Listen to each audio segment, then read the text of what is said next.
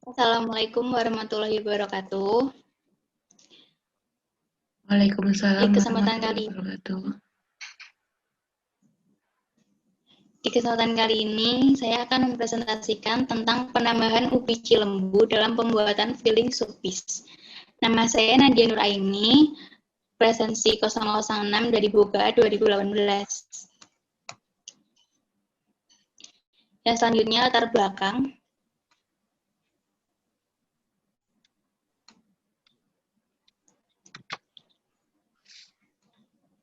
Latar belakang yang pertama itu adalah jumlah umbi yang melimpah di Indonesia dan pemanfaatannya masih kurang. Nah, serta rendahnya konsumsi masyarakat Indonesia tentang ubi cilembu ini karena produk olahan kurang bervariasi. Yang selanjutnya tentang batasan masalah.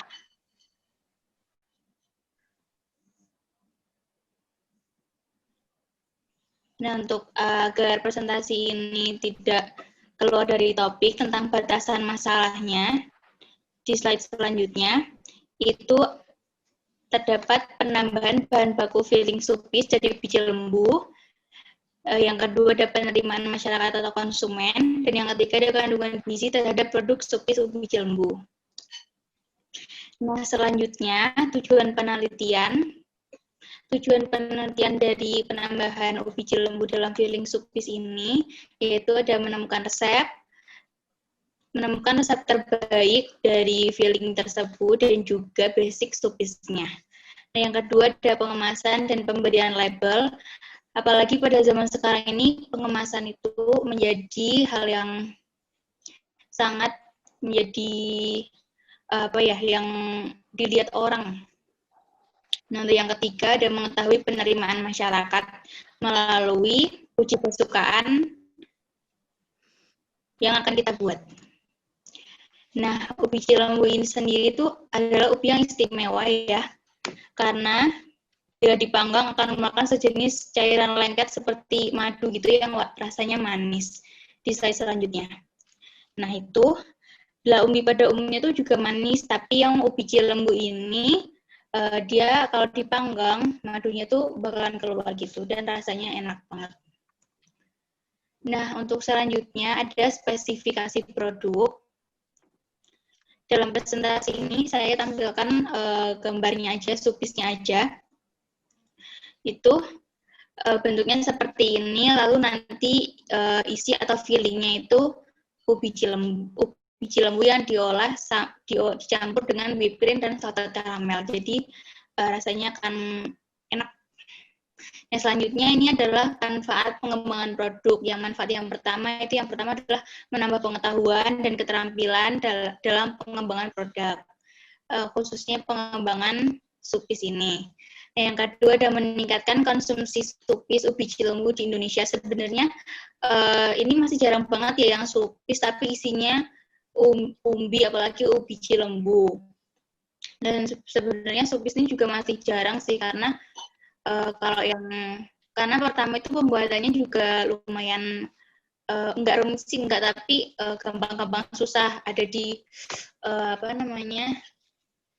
kalau biasanya tuh tekstur adonannya yang kalau dia kecairan tuh nanti ngembangnya juga nggak sempurna. Apalagi kalau dia kepadat juga nggak akan ngembang sempurna. Nah, untuk yang ketiga itu melatih dan menganalisis ketepatan bahan, teknik olah, dan perlakuan bahan. Nah, maka dari itu di produk ini kita juga menekankan tentang teknik olah dan perlakuan bahan ubi cilembu. Dan selanjutnya olahan ini tuh bisa dijadikan dessert di hotel-hotel. Biasanya tuh juga udah banyak sih kalau supis di hotel, tapi biasanya tuh isinya lebih ke kayak raspberry, terus untuk pure markisa gitu-gitu. Tapi untuk yang ubi cilembu ini masih jarang banget. Nah, kalau pencampuran ubi cilembu sama supis itu termasuk kayak fusion ya. Jadi supisnya modern tapi feelingnya kita yang Indonesia. Nah, untuk selanjutnya itu ada air, margarin, garam, tepung, dan telur. Pembuatan supis ini Itu adalah caranya air, margarin, sama garam itu dididihin, direbus sampai lalu campurkan tepung, aduk rata sampai tepungnya matang, jadi udah adonan tuh nggak bau tepung. Terus yang selanjutnya tuh didiemin adonan itu sampai agak hampir dingin, lalu dicampurin sama telur dan dikocok sampai adonan tuh melambai, jadi nggak terlalu encer juga nggak terlalu padat. Nah, yang selanjutnya untuk bahan filling ubi cilembu.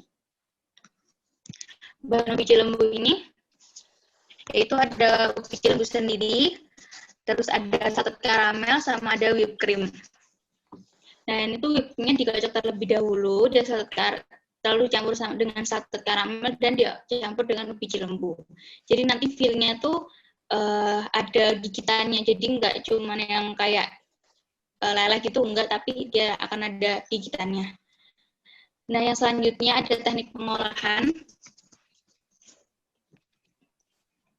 Nah, teknik pengolahan di ubi cilembu itu harus di oven dulu, dipisahin kulitnya, lalu bikin untuk fillingnya ada salted caramel dan ada whipped cream.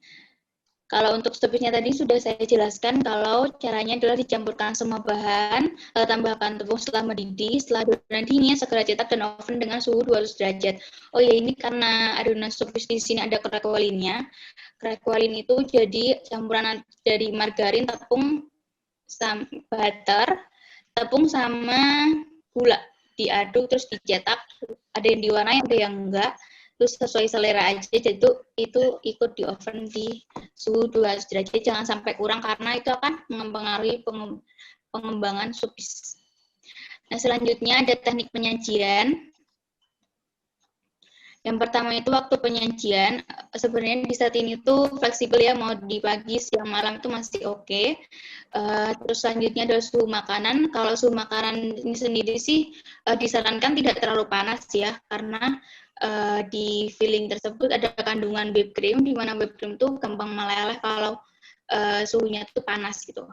Nah, terus acara tertentu biasanya sih kalau acara bangunan supis ini biasanya untuk dinner dan ada yang itu satu saja, jadi appetizer, terus nanti main course sama dessert. Nah, biasanya supisnya itu jadi hidangan tersebut. Terus pernah juga pas nginep di hotel mana itu ya, lupa, pas malamnya tuh terus dikasih kue gitu, dikasih supis juga sama eclair. Nah, selanjutnya ini ada penyajian tentang estetika, jadi tampilnya itu juga udah elegan, dan biasanya kalau untuk dessert kan udah dihias ya, jadi lebih estetik gitu. Nah, selanjutnya ada kerangka berpikir tentang kelebihan produk supis, ada kelebihan ubi cilembunya juga.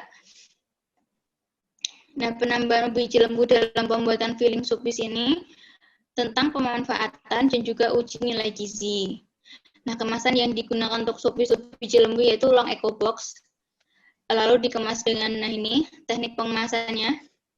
Di slide selanjutnya ada long box eco. Lalu diberi garpu dan dikemas dengan plastik. Di slide selanjutnya, di teknik pengemasan. Nah, terima kasih. Presentasinya sudah selesai. Semoga dapat memberikan sedikit pengetahuan kepada teman-teman. Nah, kalau ada salah dan kurangnya, saya mohon maaf. Saya akhiri. Wassalamualaikum warahmatullahi wabarakatuh. Waalaikumsalam warahmatullahi wabarakatuh.